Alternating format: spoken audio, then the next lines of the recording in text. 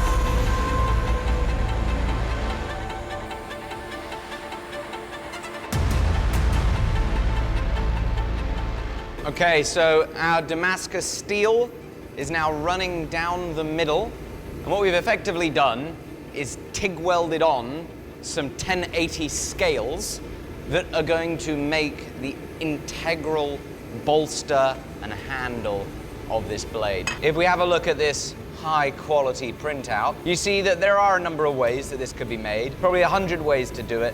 But I want the blade and the steel to flow quite seamlessly, and I was hoping the whole thing could be Damascus.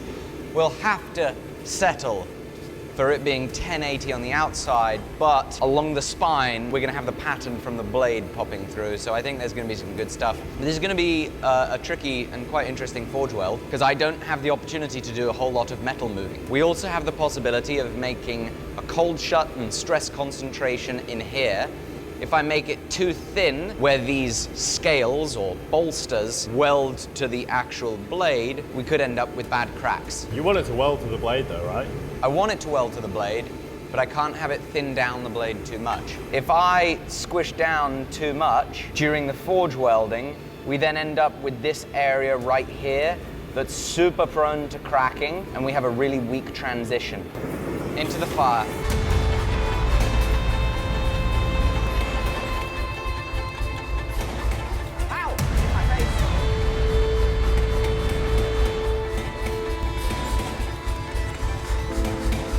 Best way to tell if it's stuck or not is if it cools quite evenly.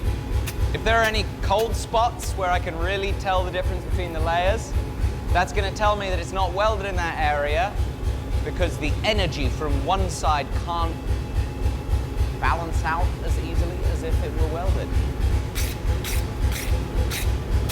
You can still see the remnants of the little TIG welds in here. You might ask, Alec, why didn't you just weld it with no filler? Wouldn't that be better? But if I weld it with no filler, what's quite common with these metals I've found is they don't like to just fusion TIG weld.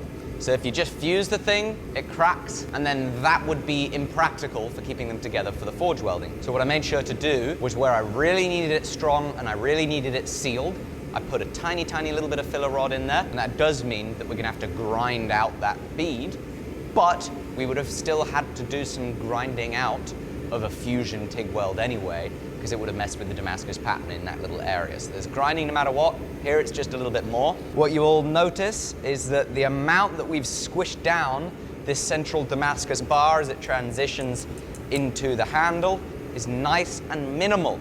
We've done very little of that squishing, so I don't think we have too many concerns about the cold shuts that I was talking about earlier. But now we can forge the blade.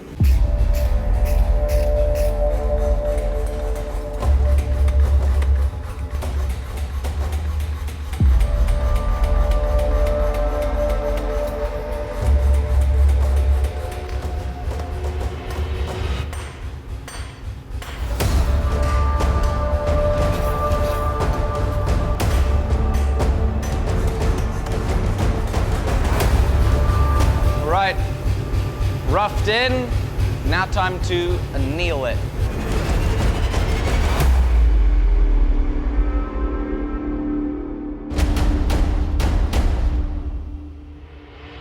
Real quick interruption to thank today's sponsor, which is Squarespace. If you've been holding back on building a website, or you've got an old website that's feeling a little bit outdated and clunky, you want to modernize it, give it that fresh, clean 2023 upgrade, you can do it incredibly easily with Squarespace. It has countless drag and drop templates that allow you to easily make a gorgeous website that works perfectly on mobile as well as on a PC. It makes for an incredible portfolio website, also a brilliant website for your business because you can sell unlimited products, physical or digital, use Squarespace member areas, have paywall access content for paying subscribers, book clients with Squarespace scheduling, sell in person with Squarespace point of sale, manage your email marketing campaigns, and also sync to third-party fulfillment providers for stuff like print-on-demand t-shirts, just like I've done for my little dog sport club. So please give it a go because you'll have a 14-day free trial at squarespace.com/forge, and that code FORGE is gonna get you 10% off at checkout too, and that includes your domain purchase. Let's get back to the video. All right, next up, we are gonna get through some of this scale on the grinder. I wanna try and square up this handle area and also bring down the front of our bolster in that direction,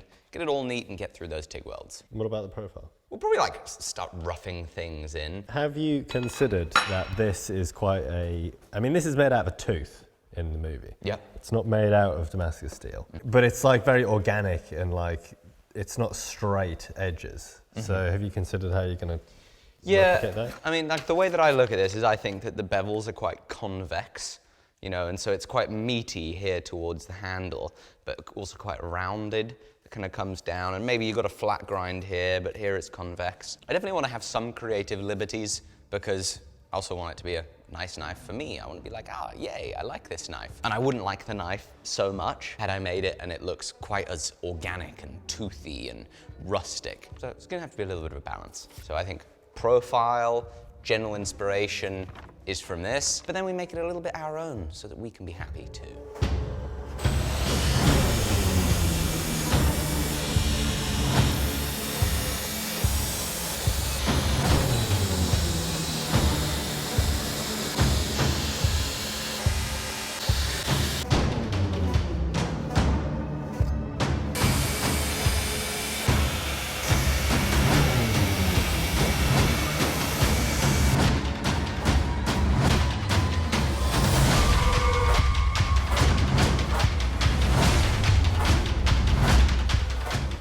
Alec is on about grinding this out, and I said, why don't you just mill it out? But he wants to grind it. I just didn't really think about milling it out. I mean, I thought about milling it out at one point, but then I think right now I was thinking about grinding it out. You're a masochist?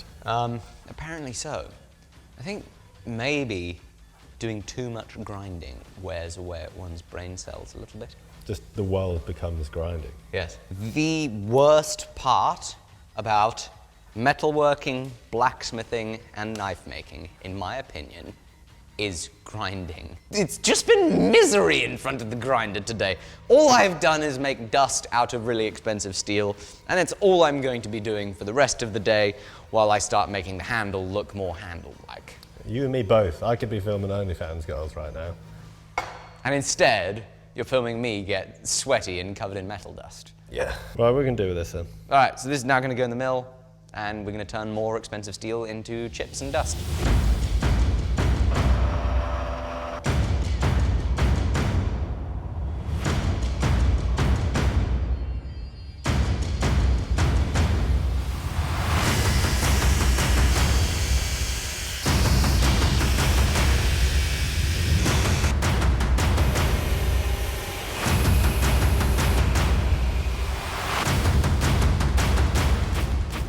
Here is how the handle is looking. And so you see it's kind of looking like what the actual one needs to look like. But one of my favorite ever projects that we've made was the Chris dagger. Also, I've actually found out that this is actually pronounced a CRYSKNIFE, not a CRYSKNIFE.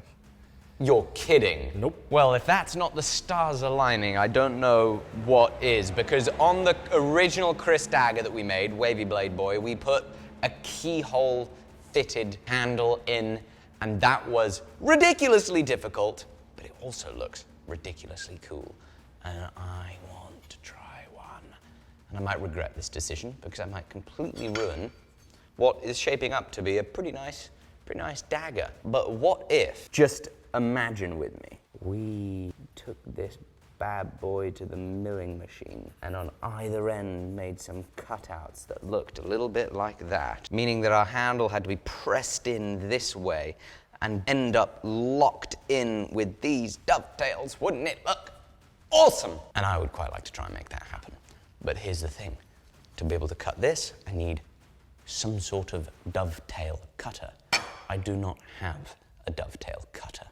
So what we're going to do is we're going to try and make one. This is a blank for making lathe tooling with, and if this is cut short and ground the right way, spun around in the milling machine, I think that we could make that cut our dovetail.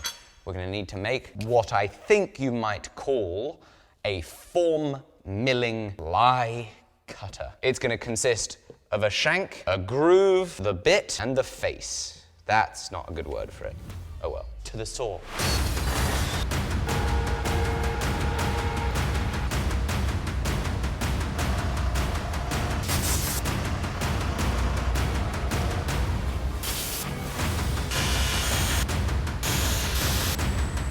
So this, I think and hope, is going to be an appropriately ground cutter. It's going to be cutting from this edge. That's going to be the edge that's pulling a chip out, just like this, rotating out like that.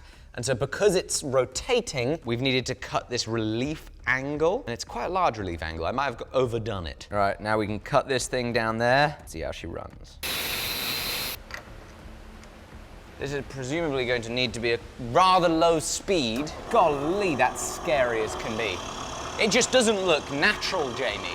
All right, touch off. Okay, we're gonna take a 1mm depth of cut right now. Bloomin' heck, it's doing it. We have made our own cutter that's actually cutting. Now, it's mild steel, so the real test is gonna be when we're cutting our Damascus steel. Sounds like a crane. Isn't it cool?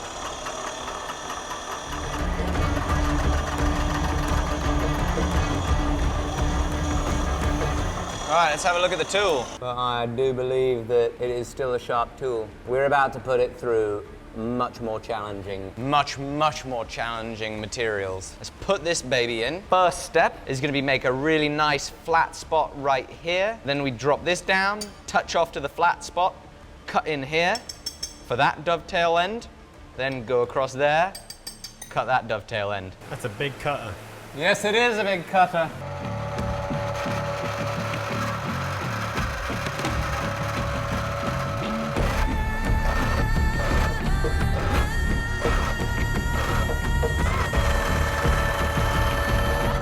Let's change over tooling and try and make these dovetails. Slowly does it. 180 rip'ems. We're making the faintest of little chips. There we go. They're the noises we like to hear.